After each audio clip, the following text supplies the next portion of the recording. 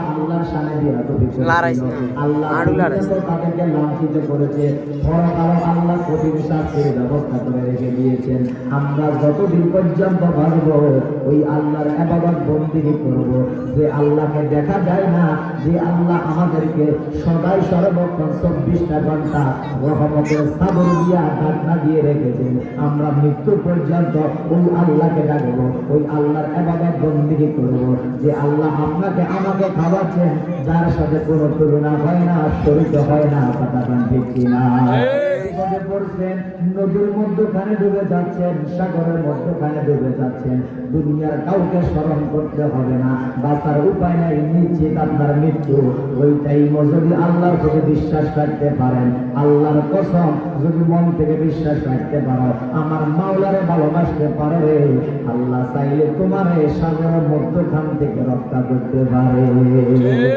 জবানটা করে কন্যা আল্লাহু আকবার, মহাব্বত করে বলেন আল্লাহ ছাড়া মাবুদ নাই, আমার নবীজি ছাড়া উপায় নাই। বলেন আল্লাহ ছাড়া মাবুদ নাই, আমার নবীজি ছাড়া উপায় নাই।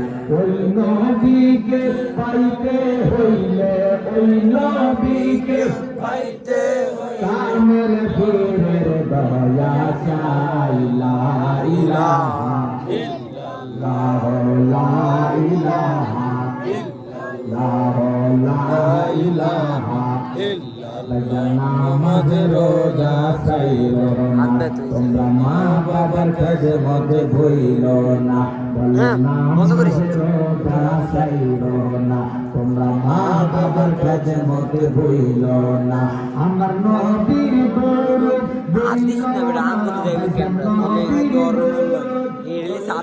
নবীজি তোমায় বলবে না, লা ইলাহা ইল্লাল্লাহ, বলে লা ইলাহা ইল্লাল্লাহ, সবাই মিলে লা ইলাহা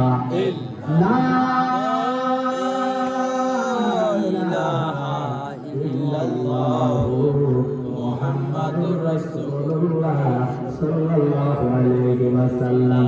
একবার মায়া মোহাব্বত করে বলি আলহামদুলিল্লাহ। জায়গা পরের জমি ঘর বানায়া আমি রই, আমি তো সেই ঘরের মালিক নই। বলেন পরের জায়গা পরের জমি ঘর বানায়া আমি রই, আমি তো সেই ঘরের মালিক। বলেন তো আপনি আমি কি সেই ঘরের মালিক?